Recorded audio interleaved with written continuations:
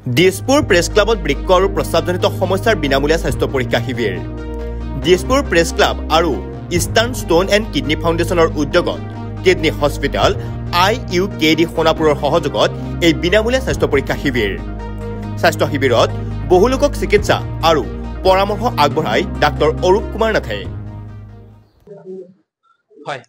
আমাৰ kidney hospital Sonapur Guwahati institute of urology and kidney disease আৰু eastern stone and kidney foundation আমাৰ যি বেচৰকাৰী সংস্থা তাৰ সহযোগত তথা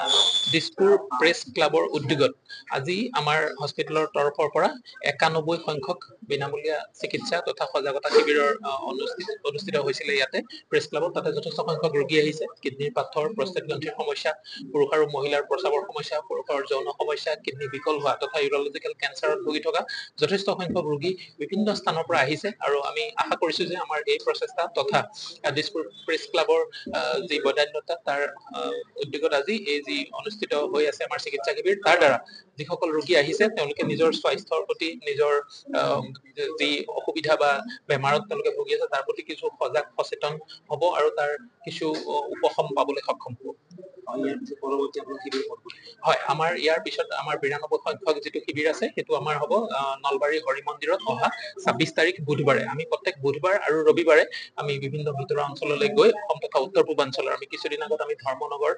নৰ্থ ত্ৰিপুৰাৰ ধৰ্মনগৰতো গৈ আমি তেনেকৈ কেম্প কৰি আহিছিলো আমি নাজিৰাত কৰিছিলো দেৱব্ৰত শইকীয়াৰ তত্ত্বাৱধানত আকৌ আমি ধুবুৰীত কৰিছিলো এনেকৈ বিভিন্ন ভিতৰুৱা অঞ্চলত গৈ আমি ৰোগীসকলৰ মাজলৈ গৈ তেওঁলোকৰ মাজত এই সজাগতা সৃষ্টিৰ উদ্দেশ্যে যে আমাৰ কিডনীৰ বিভিন্ন বেমাৰ তথা কিডনী বিকল হোৱা সমস্যাবিলাক অসম তথা উত্তৰ পূৰ্বাঞ্চলত অভাৱনীয়ভাৱে বৃদ্ধি পাইছে ইউৰলজিকেল কেঞ্চাৰ তথা বিভিন্ন কেঞ্চাৰ বহুত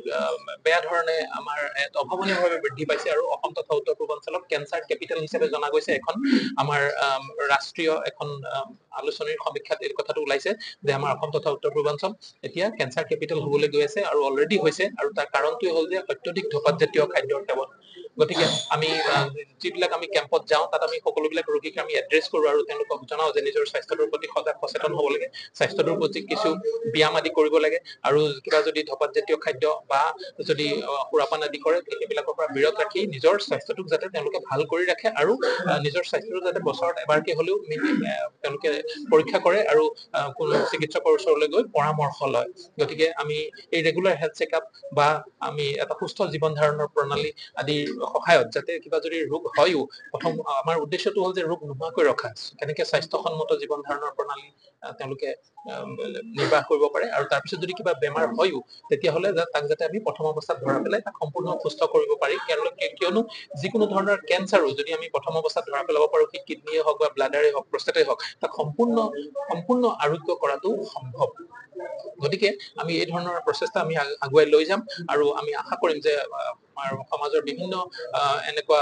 ব্যক্তিসকল আগবাঢ়ি আহিব আৰু তেওঁলোকে আমাক য'তেই আহ্বান কৰিব আমি তাতে গৈ এনেকুৱা বিনামূলীয়া চিকিৎসা শিবিৰ আমি আগলৈও অনুষ্ঠিত কৰি গৈ থাকিম Stay informed, stay ahead. News Any 365